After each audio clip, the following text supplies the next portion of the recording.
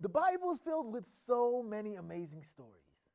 And this is one of them.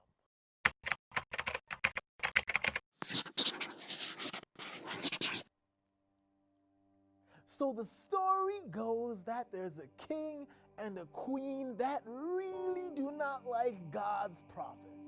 The king's name is Ahab, and the queen, his wife, is named Jezebel. Now, they didn't like the prophets of God so much that they actually wanted to have them killed. And so we find one of God's prophets, Elijah, on the run and hiding from the king and the queen.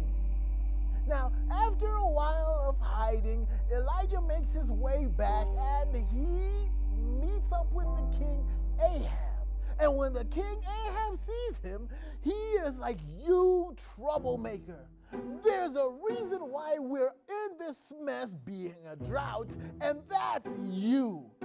Then Elijah's like, "Well, I'm not troubling. I haven't troubled the king or Israel. In fact, it is you and your wife that are causing the trouble by trying to harm God's prophets."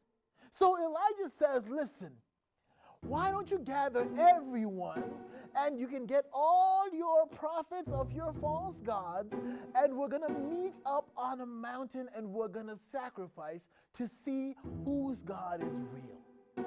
So the king gets all his prophets and the people all gathered around on the mountain, and they build altars, one for Baal, which was the false god, and Elijah builds one for the one true God. So Elijah says, "Get 2 ox and we're going to sacrifice those ox." And after they had the ox and they had cut them into pieces and put them on the altar, Elijah's like, "Go ahead and try to get your God to bring fire down onto this altar." So now the prophets are on the spot. And they start praying, and they start praying, and they're yelling and screaming whatever they're trying to do. And about noontime, Elijah's just looking at them, kind of snickering to himself for, why are they doing so much? And Elijah says, "Why don't you try yelling louder?" maybe he's on a holiday.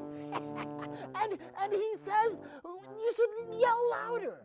And the prophets, seeing and being embarrassed, start beating themselves until a point where they're bleeding and they're yelling and they're tired. And Elijah's kind of sitting back and enjoying the show and saying, "Well, nothing seems to be happening." And after the prophets have tired themselves out and worn themselves out, Elijah's like, "Oh, is it my turn?" They're like, "Yeah." He's like, "Oh, okay. Gather around, people. Okay, before I start, who here has water? Does anyone have any water? Just bring 4 jars of water and pour it on my altar." And they're like, "Well, we're trying to start a fire." He's like, just pour it on. And they pour the first one. He's like, "Let's get another set of 4 more jars of water, pour it on, because that's not enough water." He's like, "You do realize we're trying to start a fire here?" He's like, "Yeah." So they bring the second one. And Elijah's like, "This is still not challenging enough. Let's do one more. Let's do one more." And they pour water, and the water is everywhere. The altar is drenched with water. Water, people. That's the stuff firefighters use to fight fires. He's saying, put that on the altar, and we're going to see God start a fire. So now people are looking at him like, well, he just put water. He's lost all his chances.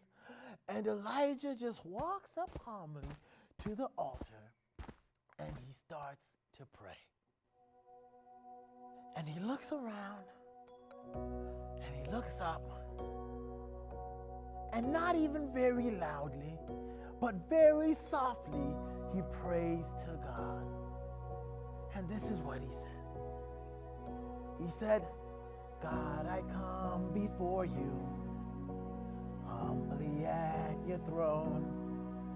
The people do not know you. Show them who you are. And God, I'm at the altar, calling out to you. I am only just a man, but you know what to do. 'Cause you can make some ravens bring me food to eat. So please receive my sacrifice so everyone can see. So God, I come before you, humbly at your feet. Let these people know and see the God you really are. The God you really are. The God you really are. And there he finishes his prayer to God. And as he finishes his prayer to God, boom! There is a fire from heaven like nobody has ever seen. This fire comes and consumes the altar, and all that water that was there, gone. Just from a simple prayer. Now, it's an amazing story with an amazing lesson and an amazing end, but the lesson that I get from this story is the true and only God is the God of heaven. Elijah's the God. A lot of times we have different gods that we worship, maybe not bowing down or praying to, but we give them so much importance. They're like our God. But we need to remember that there is one true God and only one true God, and that is the God of heaven and earth. The God that created you, the God that loves you, and the God who died for you. And this same God is the same God that's going to come back for you and for me. Pretty amazing story, huh? Until next time.